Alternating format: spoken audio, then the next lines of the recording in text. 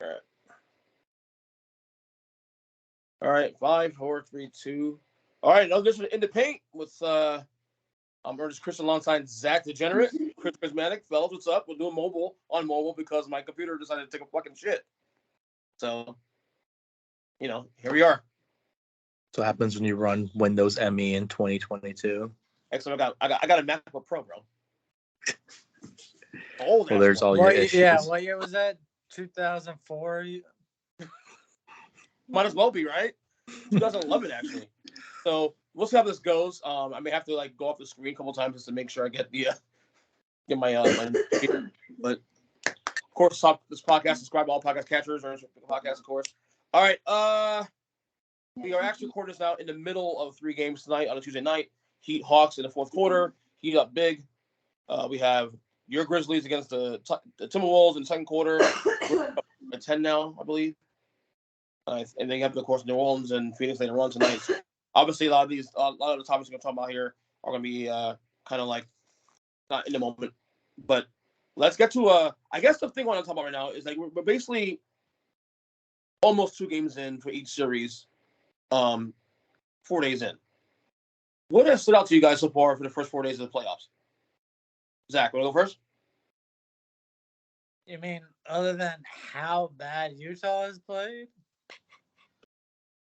Can we talk about the new death lineup for Golden State instead? Because I would much rather prefer to talk about Golden State. Yeah. Jordan Poole. Holy hell. Yep. That kid came on, and he's loving the spotlight. Being in the starting lineup right now. He's so good. He is. He's getting paid. He has 2 years on his contract until to get a max, possible max. Hey, could you contemplate trading Klay Thompson now? That cost game. He's still your best wing defender. You can't do that. You got Andrew Wiggins, who's putting his heart out there now playing defense. He actually takes pride in it. Hey, they might have to get rid of him then trade Wiggins. You'll get a nice return. I'm actually doing the Utah thing. Utah could be easily down 2-0 right now. Dallas almost pulled out game 1. Yeah. Mm-hmm. I mean, with no Luka, and to me, I'll say it again, there's no excuses here for the Jazz. You don't win the series with Luka missing the first 2 games. I mean, you blow it up, right, at this point. When Jalen Brunson is torching you. Yes. He's going to get a massive contract during the offseason because he comes up on free agency. Talk about perfect timing. Yeah. So, and as a Magic fan, hey, Dallas, we'll give you any 3 of our young guards for him. We'll give you 3 young guards under rookie contracts so you can save some money. So the point I want to make about the playoffs is what is going to kill me right now. Okay. It hurts so bad. The factor of injuries is going to make teams rest players even more throughout the year because you just look at Clint going down and Atlanta has lost. Their team is just not the same without him. That series is so much different. He doesn't get hurt in that play-in game. You look at Toronto, literally every wing player is down right now, and they're getting blown the fuck out. And then on top of that, just look at PG being COVID positive, and the Clippers only make the playoffs now because of that. So, availability is now being shown at an all-time high, and the healthy teams are just steamrolling these other guys. Now, granted, the Dallas thing is an outlier because they're down their best player and actually split, but they were also at home for those games. But the fact of the matter is, teams are going to look at this postseason. They're going to see guys go down, and the teams their identity goes out the window, and it changes everything. And the healthy teams are playing out there, and they're going to start resting players more throughout the year, and it's just creating a softer league. It's going to create another issue now going forward about games not mattering in the regular season, even with the play-in being a thing, obviously. Not a Utah thing stuff, me, of course. Jordan Poole. I mean, I don't know what his situation with his contract and when he's getting paid. The Warriors have a decision to make with that at some point, whenever they have to approach that situation. You know, you have Clay, Draymond, obviously Steph, and you keep Wiggins long term. It's a lot of decisions to make there. You can't pay everybody, obviously. So I'm gonna see how they handle that situation. I got an idea. Start paying them on a game by game basis. So if you're injured and out, you just don't get paid. Yeah, it's never gonna fly. They're gonna fly. That has to be a collective bargain, though, Zach. I understand that, but when your stars are only playing 50 games and they're sitting on the bench because, I could use an extra day of rest. When 20 years ago, the greatest player ever was playing 82 games and he was injured. I'm sorry. You kind of got to penalize guys for just sitting out for sore toe. That's a mindset thing, you believe, right? That's more of a mindset now. No, it's a thing that's a lazy. I've got my money. I don't care. I don't it's care. not that. They don't care about playing until their actual contract season. That's the only time they ever show out. Popovich put it out there first, and he's been the most successful coach in the past 20 years. Right. And when that started working, and then doubled down by Kawhi winning a chip in Toronto the first year, when he was sitting out games here and there regularly just as maintenance. The Heat were sitting out guys before Toronto even won a ring, okay? They were sitting guys during the Heatles. Yeah, but like I said, Popovich was the one who started. Well, let's not just graze over them and then be like, oh, yeah, and then Kawhi again. It wasn't just – it's been happening because the number one star in the league has been taking nights off for a decade now. No, that's both of us right here. I think Popovich popularized it. That could be true. But yeah, definitely LeBron. I mean, I know the Heat, some degree back in the big 3 years, especially with the years. The league had to step in with Dwayne Wade and and the maintenance and all that and PTOs and all that. I don't know. It's just one of those things where how do you legislate that at this point now? Okay. Here's the thing. This is a stat that most people won't think about. Do you know how many times Tim Duncan played 82 games? 0. Once. Okay. But you will never think of him as a guy because it wasn't his decision. Pop said, you ain't playing tonight, you ain't playing tonight. No, it's because he also didn't go answer questions after the game. He was so quiet. You know who would have to take the questions? Manu and Tony Parker. It also wasn't a thing until numerous stars started doing it. If one guy does it once in a while, it's one thing. When you have literally your 10 biggest stars and pretty much half of them are taking multiple games off, especially national television. I would say that the issue is Adam Silver always look at national televised games and invest the back of. And there's a little difference between a 38-year-old 7-foot-tall center and Tim Duncan and a 6'10" LeBron James in his prime. No, but that Tim Duncan was doing it in his prime. That's what I'm trying to tell you. That throughout his entire career, he missed games, and it wasn't his choice. Okay, but he was on dead legs by the last championship against the Heat. I think that Silver is going to come up with a game plan to make sure that the nationally televised games are not like the second half of back-to-backs, are not the third or fourth leg of a 4 out of 5, because they're trying to limit that anyways. They do that all the time now. They've been doing that. Nah, he's going to triple check to make sure his schedule works out that way. And that'll solve that issue. Right, last point, Zach. Go ahead. Last point. Stop being a baby and play your freaking games. Literally, you say you had to bargain it. No, you don't. You can literally just start changing the contracts. From here on out, every contract you offer is, you'll get paid this per year, but you get paid on a game-by-game basis. You don't play, you don't get that percentage check.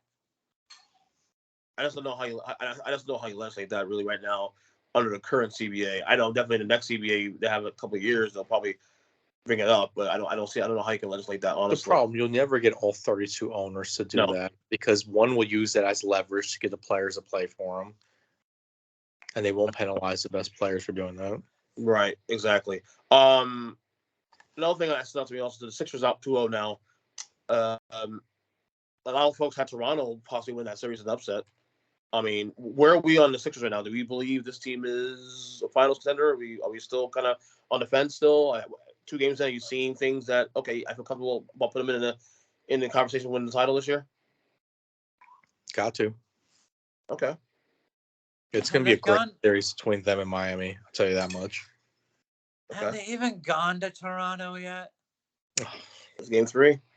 Yeah, game 3. So let's say they lose their next 2 because their second or third best player on the court offensively now, because that's what he is. Can't even suit up or cross the border. Right. I mean, let's slow down because anything can happen in a game 7. No Scotty Barnes, no All Gary they have to do is choke like James Harden has. So. And no Thad Young. That's tough. I know we'll talk about James Harden being, the player with the most pressure coming to the playoffs, obviously. But Tyrese Maxey definitely helps. If he's going to have games like game 1, I'm not saying he's going to have like 30-point games every single game, but games like that is going to definitely lower the pressure for Harden and then to a lesser extent Embiid. Well, there's a reason why they didn't want to include him in any trade packages. He's pretty good. He's really good. It'll also be the reason why James Harden gets $250 million. Look, as long as they end up winning, it'll be a lot easier to forget how bad he was. That's true. That's a good point. All right. Another topic we were discussing on the text like 2 days ago, yesterday rather. Jayson Tatum. He actually hit a game winner against Brooklyn in game 1. The Celtics take a 1-0 lead. Game 2 is tomorrow as is recording. Wednesday. I want to say, and obviously we were discussing. I think I brought up just a random question to you guys on the text, and I'll put on the podcast here now. Is Jayson Tatum in your eyes now a top 10 player in the league? Kris, I say yes. Okay, go Zack. Look, I say yes. You can argue borderline, but at this point, two out of the last 3 years, by the time the season ended and MVP voting was up, he's been a top 10 candidate. So if you're a top 10 candidate two out of the last 3 years, you should be a top 10 player in this league. He's been to a conference final where he was the guy. 2 of them, actually. I don't know the second one. He was really legitly the guy. What, the one against Miami 2 years ago? That's the one where I think he was the guy. Well, the first one was when Kyrie got hurt and Kyrie didn't play it, and they still went to the conference finals without Kyrie. Yeah, but that was a team where it was just surprise. Right. What's the best player though? We'll say that. Yeah. Kris, where you at on Jayson Tatum now? I had him first team All NBA this year. Okay. I still think he's on that bubble tier to break through to the top 10. I just think the resume, it's tough to put him ahead of guys like AD and ahead of everyone else that's won a chip, been the best player on, big fish in a small pond and led their team to the playoffs, being the number 1 option. And there's a lot of guys like that. So he's still in that tier with like Donovan Mitchell and Devin Booker and all those guys just ready to break through. And I still think it's tough to determine between him and Jalen Brown who's Batman, who's Robin. Like, neither one of them is really. And on the offensive side of the ball, yes, he is the number 1 option on the team. But as an overall player, it's tough to determine who's really the better of the 2 right now and who you'd rather build around. Do you have John Morant? That's for me. Do you have John Morant in the top 10? Yes. I mean, what's he done? He's done a lot more with a lot less. You're topping a guy who came into a veteran-laden team with an established head coach in a great organization, as opposed to a dude surrounded by like guys like Desmond Bane and DeAnthony Melton and Okay, so then let's go through a list right now. Top 10 players, not in order. Doesn't be in order. Let's name top 10 guys. So Zack, you say yes, right? Yeah. Kris, you're on the fence. He's on the tier. He's in that 11 to 15 range. Because just ready. For guys we forget that got hurt this year is out for the year. Damian Lillard, who was top 10 coming to the year, but he got hurt. So is he really a top 10 player though, Damian? Yeah, Prior to getting hurt, he was, yes. Why? What's he done? Where's he led his team? The conference championship. Him. And how many first-round exits? Oh, you can't blame him for that. You can't blame him for first-round exits, but you give him all the credit for the finals. You also no, I'm not saying all that, but he's still the number one player on that team. Also, look who he's lost to. Also, lost to Golden State. He lost to top-tier teams that won titles. I mean, in the playoffs. So I mean, it's a little hard to judge him in that way. But let me say this: as Jay Butler has 40 points tonight, by the way, we're talking about elite players and offensive players, and Butler has 40 points tonight. So top 10 players right now, no order. LeBron's still top 10. Yes. No. We agree. Giannis. What do you mean no? Stop. How about we go from one down instead of just one down, one and one Giannis. A. We agree, Giannis. Giannis number one. Embiid. It's not an order. Just throw guys, top 10 guys, like guaranteed top 10. Embiid, right? Yes. Jokic. Yes. Yeah. LeBron. Yes. Okay. Steph. Yes. Then move on. Layton. Okay. Steph. Curry. Yes, Steph. What am I missing here? Kyrie. No. Okay. Luka. Yes. 6 guys here. 1, 2, 3, 4, 5, 6. All right. James Harden. No. Okay. He's right there. He's like, but I don't think so anymore. He's number 10 or 11 for me. He's fading though. He's fading fast. Are we still on AD? You have to say yes. I think Towns is top 10, not AD. No. I think Towns over AD is top 10. No. You know which one's gonna show up to play now. You have a guy who took a very shitty New Orleans team to the playoffs and won a series against Dame Lillard, by the way. But we're talking about now. We're not talking about what he did. This guy's 2 years removed from probably being 1A, 1B on championship 2 years team. ago, he won. He got to win a ring because he got a 3-month break because of COVID, and then went in. All right, let's stop talking about him as he won the ring, because that is the most fraudulent ring. So let's put 8 to the side for the time being. Okay, so right now we have Giannis, you have Embiid, Jokic, LeBron, Curry, Luka. Who am I missing here? It's for me like guys like PG and Jimmy Butler right there. Kawhi. We have 4 spots here. Kawhi's tough. Like, this is the Why problem. isn't Booker in the top 10? So Kawhi is kind of top an 10. AD. Well, Zach, this thing, Kawhi is kind of an AD thing too, where is the injuries and and the availability. You know what I mean? If AD's available, AD's top 5. If he's available, in my opinion, but he's not available. Well, you definitely named off 7 guys, so we have 3 spots left. I'm at 6 now. And I say Devin Booker's top 10. You're at 7. Jokic, LeBron, Curry, and Luka right now at 6. What about Chris Paul? No, it's Giannis, Durant, Curry, Okay. Jokic, LeBron, Luka, and Embiid. No, I didn't 7. I didn't even put Durant. That was. Here we go. Oh, 7. Durant's there. Of course he's there. Durant's top 3. Maybe best player in the league. Who knows? Yeah. Oh my God, 3 again. Wow, good job. That is 3 spots. So here's the problem. So going to last year, it was easy. Yeah, these 7 guys. I had Lillard in here. I had Harden in here, and one more guy. Harden's fading now. I don't even know if Harden's a top 10 guy anymore, to be honest with you.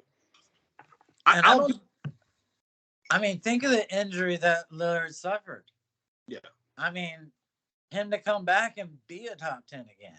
But you got to allow him to. It doesn't matter. Right now, in this very state, you have to say yes. Okay, right now, as it goes, Booker has done more. He's been able to accomplish more. So how is he not being allowed into the top 10? Yeah, I'm not opposed to it. Damian Lillard. I think he's also in that same area where. See, this is the thing. Who's more impactful to their team, Tatum or Booker? That's the thing. So you have 2 spots right here. I'm gonna give Lillard number 8, number 1. Lillard's one on the list because I'm allowing the opportunity to see if he's still that guy. I think PG has to be on the list. PG. I think so. Are we done? He's been Kawhi? top 3 in MVP voting like 2 out of the last 4 years. So are we done, Kawhi? Are we done, Kawhi? Because of availability, I think he has to be in that like 11 to 15 tier. So then Tatum's got to go 10. And even on Chris's list, he's got to be 10 because of what he's done. If we do it Kawhi, then AD is out for the same reason. No, he's played way more than Kawhi. Stop that. What about Trey? What about Trey Young? No, he's right there too. Right there too. See that glut between like 9 and 15 is so. I think Harden has to be there. He's a former MVP. He's been such a good player for his entire career. And I think even in his current state, because of the movement and trying to find his new role, that's the only reason why his numbers. Plus, he's adjusting to the new free throw rules and all that stuff. So even though his resume puts him there, like you have to go hard on there. Here we go. Right now we have KD, Giannis, Embiid, Jokic, LeBron, Curry, Luka, Lillard, and Harden. I'll be honest with you, and I'm trying to be present in the moment here, but I'm leaning yes for Tatum.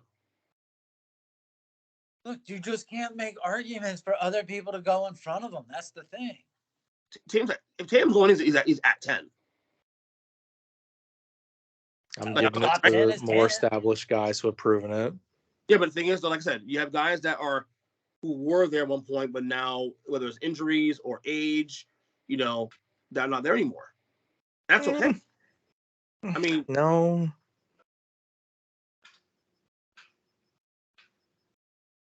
You guys are acting like Harden averaged like 20 and 10 this year.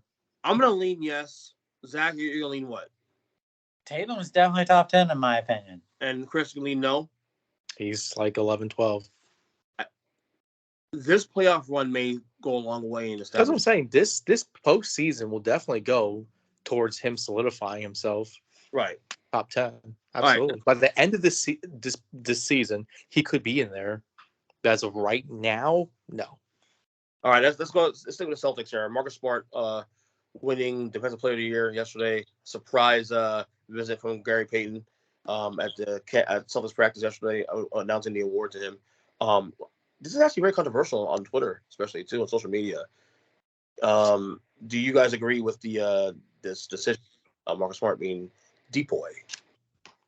Mm-hmm. You agree with it? Yes. What did you? We did an award show 2 weeks ago. What did you guys say? Who did you guys have? I had Mikal Bridges number 1, Smart 2, but I'm okay with this. Zach, you had what? I had Rudy Gobert 1. Utah Homer, forgot. He still finished like 3rd in voting this year after having already won it 3 times. Yeah. There's a little bias to a guy who's won it against him when he's won it 3 times. Voter fatigue does hurt Gobert, but you can see his impact was a little lost this year. One of the arguments against Smart I heard today was that he's on a team that was an elite defensive team this year, and he was probably the 4th best defender on that team this year. No, I don't know if I agree with that. I'm just saying that's arguments made. I was very adamant to you guys that if it was going to be a guard, it should have been Patrick Beverley.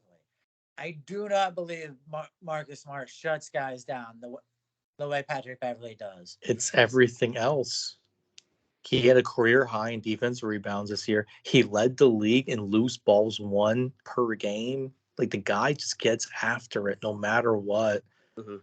Top 5 in almost every other stat between steals, this, that, and the other. Deflections. He was 5 and out, though. He was 5th and 5th and 5th and 10th.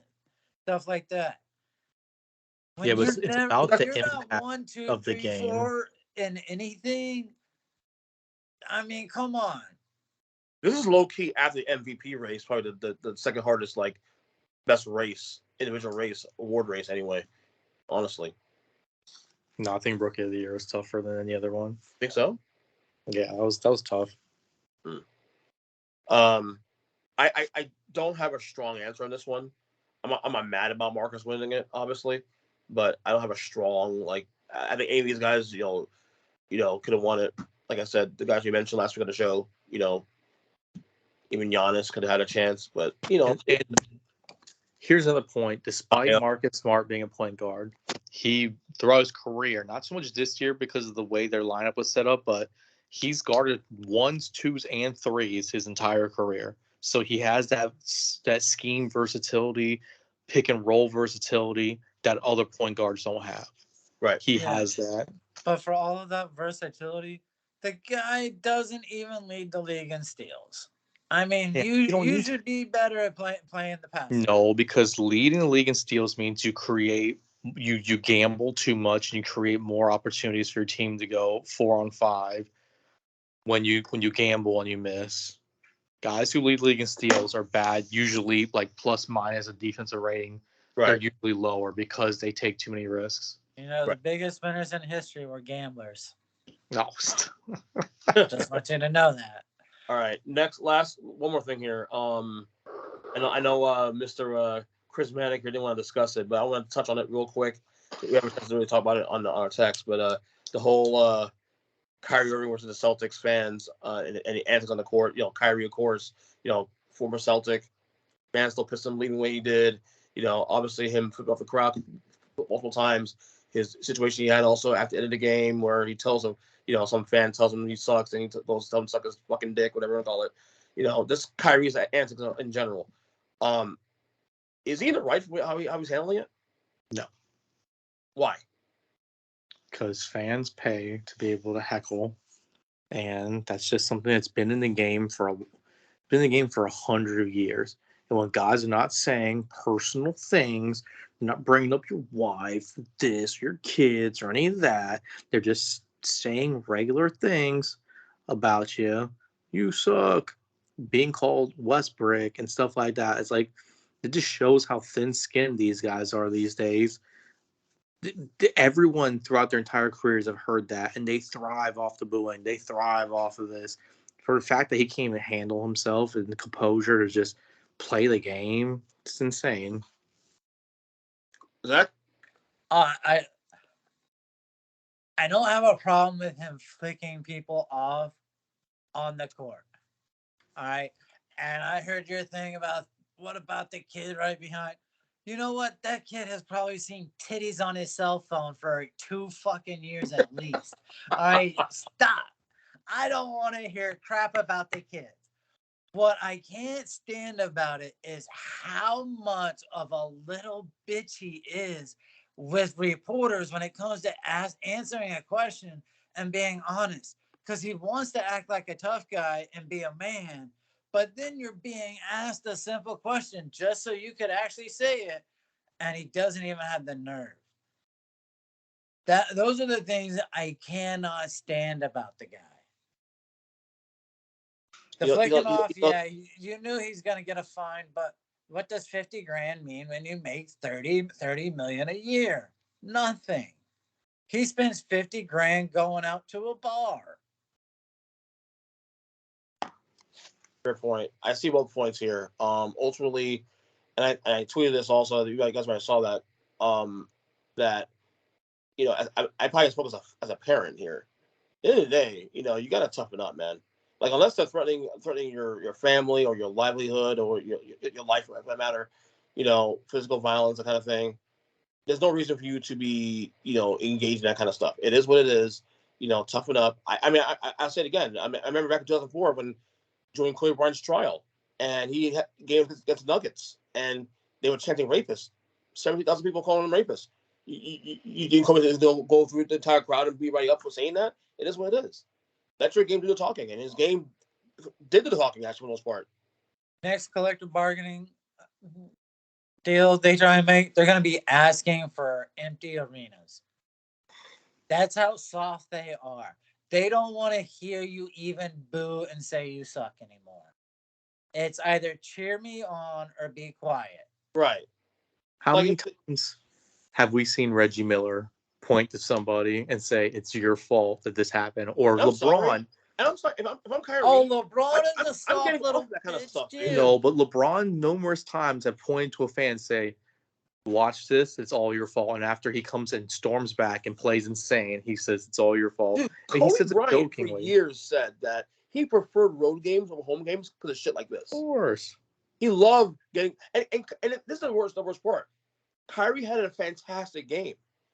So you could argue that the crowd didn't really help. They actually hurt the Celtics, really, to be honest with you, because Kyrie went off. let your game do the talking. But again, you can't unless look if there's a fan you can identify that's saying something that's really heinous, get his ass thrown out. I'm okay with that. Yeah.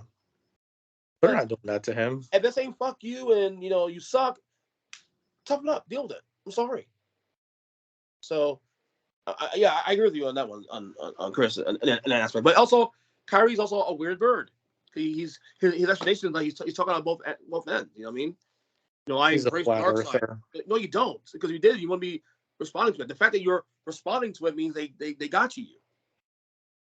So, all right. Finally, before we go, last thing, and this is obviously the main event here for this episode, is ESPN just put out last week their best players, the 25 best players under the age of 25 years old. So what I'm going to do, I'm going to go ahead and I'm going to read off the 25 guys from 25 to 1, and then we'll go ahead and debate who belongs where, and if we agree with the list. So as I go off the screen here, because unfortunately as I said, I'm doing this on mobile.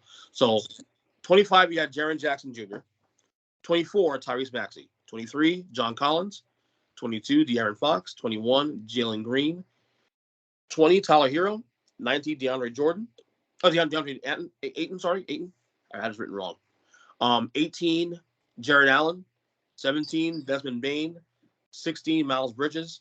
15, Evan Mobley. 14, Tyrese Halliburton. 13, Scotty Barnes.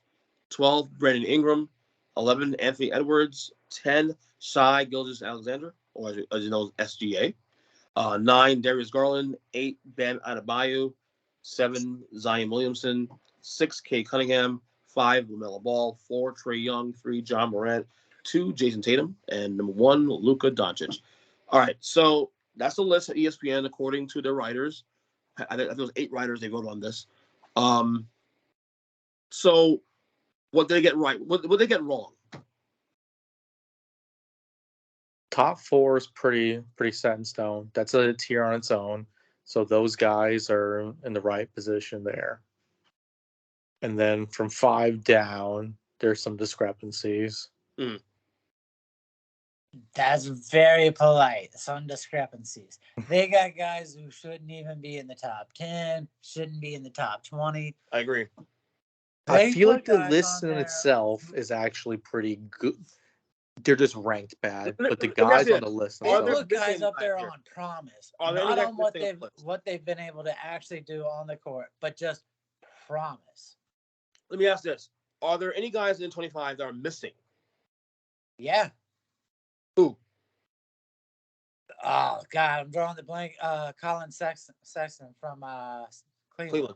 Right. I would say Jalen Green is ranked, shouldn't be on the list. Yeah. But besides him, I think he was the only guy I really wouldn't have put on the list. Okay. I didn't think Zion Jalen Green on there unless he's at the very, very bottom. He is there, 21. No, I'm saying he shouldn't be on the list. Oh, okay. I think they're just putting him there because he was the number 2 overall pick, and just like Kay Cunningham, he shouldn't be even in the top 20. Well, I agree with you on the top 4. That could be a tier itself. Like you can interchange maybe 1 or 2 guys. Like Luka number 1, obviously in my opinion is perfect. I would I would leave Tatum number 2, honestly. Larger sample. Trae and Ja. I might trade those 2 because Trae's done a little more, only because he's been playing 1 or 2 years longer. But that's interchangeable too. To me, the problem is start number 6. And I like Kay Cunningham. He's a good player. But number 6, 1 year in only? Like, he's a good player. But number 6? Failed to see how good he made Detroit. Yeah, they made him better than Orlando. That's what he did. He made him better than Orlando. Congratulations. Orlando was trying to be the worst freaking team in the league. And Detroit followed suit because they shut him down towards the end of the year. But Cade Cunningham is special. You see a lot of Green, but 6. But he's not more special than some of these guys that are behind him. I'm sorry, but but Bam is way better than what he's being listed at. They're basing him on the fact that he was a number 1 overall pick and he lived up to it this season. So you're always going to assume that he's going to just ascend. He didn't even live up to the number 1 status. Stop. If you redrafted, he wouldn't go number 1. Yes, he would. No, he wouldn't. Evan Mobley would go number 1. Every single GM would put him number 1. No. Because the No. wing guy, scoring wing. That's why. But They go Mobley for the stretch so that you could run the small. right. Do you have an issue with Zion Williamson being number 7 despite not Yes. being available? Too high, right? Way too high. Absolutely. How low should he go? Like obviously if okay, for example, if Zion plays way more games than he's had so far, and the production is similar to what he's been doing when healthy, he's probably number 1 or number 2. Number 2. I would No, say he's he's probably 5. 5th. I would say he's 5. Yeah. Okay. I agree with you. He's way too high. Availability matters. For me, Bam Adebayo is I think it's a little too low. Like, no, what I'm saying is that you can't put Kate Cunningham ahead of him. You can put Kate Cunningham ahead of him. Because Bam will never be a number 1. He'll never be the best Bam player won't on a compete good for team. Defensive Player of the Year, though. Yeah, but he'll never be the number 1 option on a number 1 team. Like, it's just a fact. But 20 points a game and Defensive Player of the Year, that's Yeah, pretty he doesn't create his impressive. own shot. Everyone creates his shot for him. I feel like Maxi's a little too low, a bit low. His sample size is low. He just hasn't had enough playing time. Right. I love Brandon Ingram and Anthony Edwards were both way too low. I think Anthony Edwards is still where he should not. He's also number 1 overall pick, so you're looking at him ascending. So on that scale, he should probably be. I'll put him the same. Like I think LaMelo's too high. I could agree he's a little too high, but yeah, I think he's too high. Where should he go? Is he top 10 at least? Yeah, he's top 10. He's probably like 8 or 9. Okay. And then you kind of move up like SGA and yes, and like no, maybe the thing about Anthony Edwards is he's still like either option 2 or 3 on his team, so it's kind of tough to really determine his star power. He is taken over as the number 2 guy, and he thinks he's the number 1 guy on the team. Well, so that's a great mindset. Well, it's open because Carly Downs isn't necessarily very aggressive. Prior to this year, wasn't very aggressive. Yeah. So especially. I mean, I think it's a perfect mix. You're gonna have a big and a guard like that. That's gonna be incredible. SGA, is he too high, too low? I think Darius Garland's too high. He had a great year, but the rest of it, this is his first year being tremendous. So I think he's way too high in my eyes. This is year 2, right? And I had him as the most improved player of the year, but I think that's too high for him. This is year 2 for him, right? Year 2? No. Year 3. 3, yeah. Okay. Who's who else stands out here in this list here real quick? Give me a second to kick it up. I think Scotty Barnes is a touch high for me. Yeah, like 1 year sample. I'm sorry, but like Jared Allen was an all-star this year. He's always been a tremendous player who's always gotten better with more playing time. And this year he finally got a chance to really shine and he balled out. So agreed. Give me Jared Allen higher. DeAndre Ayton, obviously he's the number 1 overall draft pick. He's been killing it. But he's a number 3, number 4 option on that team. He hasn't had his chance to really shine, but he was putting up big numbers when it was just him and Devin Booker. He was on a shitty team. So I will give him that credit because he done it without the good talent around him. What else here stands out? I mean, obviously, like Halliburton's a little high. Way too high. He's high. That's a guy off of hit. They're still remembering his rookie season. Tyler Hero. Way too low. Okay. Way too low. I think he should be between 10, like 11 and. Oh, he should be between. I think 12 to 15. Yeah. I think mid-teens. I would put him a little lower than you guys. I think what he did is his first year as rookie, in the playoffs and the finals, all that. I mean, obviously had a big dip in his sophomore year, but he had a major comeback this year. He's going to be 6th man of the year most likely this season too. So I think I get credit for that. Yeah. I think John Collins is a little too low. I think people think because he's kind of, what he is now, but he's still a great player. So, and De'Aaron Fox is too low. Yeah, I would move Collins to Fox definitely, and probably hit Green as well. I put John Collins at number 20. Jaren I'd Jackson put a too little higher low. than that. Yes. Fox has to go all the way to the bottom. Halliburton to the bottom of this list. Those two guys do not belong where they are whatsoever. You're talking to a Grizz fan here. The man does not get enough rebounds, and he still fouls at too high of a clip. I will say they gave a lot of the newer players who was only a year into the career a lot of love. Oh, Well, yes. of course, because potential always outweighs everything else in the NBA. Right. I mean, Scotty Barnes 13. I mean, out the gate. I mean, he's a good player, but he's gonna be rookie of the year. He's phenomenal. It's still between him and Mobley. I'm not sure. I wouldn't say Barnes is definitely going to win. The guy had Mobley now on this list, so I think Mobley's still a betting favorite to win Rookie of the Year in Vegas, and they had Marcus Smart winning it, so I go with what Vegas says. All right. I think anything else stands out on this list. That's about it for me, really. I think else really stands out. I mean, like I said, I think they got the top 4 correct. I think the order is pretty much correct on top 4. I mean, everything else is pretty much up in the air. But like I said, I think LaMelo is a little rated highly for me. Maybe I think Kate Cunningham is way too high. So it's like Jalen Brown, like 26 years old or something? Because I thought he was still young. No, Jalen Brown came in the league before Tatum. He's been in the league for quite a while now. Before. Yeah, he came in after the year before Tatum. Yeah. Damn. And he probably played a couple years of college too on top of that. I think, you know what I mean? Played 1 year in college. He was one and done. Well, you think Brandon Ingram's over 25 years old, but he's not. Like, he's still like a touch under 25, and he's like 23, I think. I looked it up. Yeah, he's kind of plateaued as just like a streaky scorer right now. Like he's a 25 and 8 guy. Yeah, but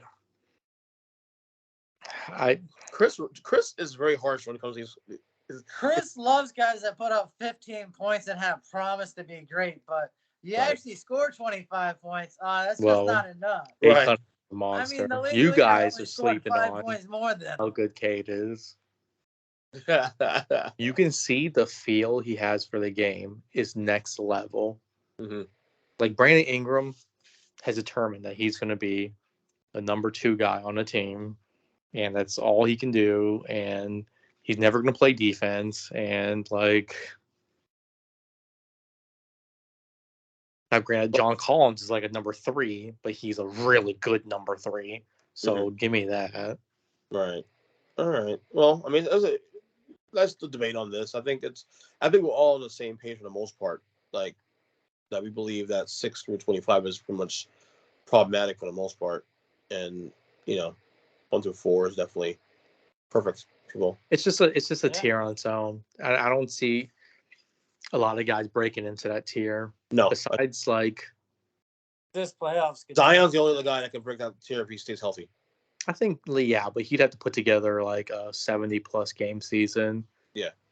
And then I think LaMelo, if he would to bump up his stats just a little bit across the board, he would be right there as well.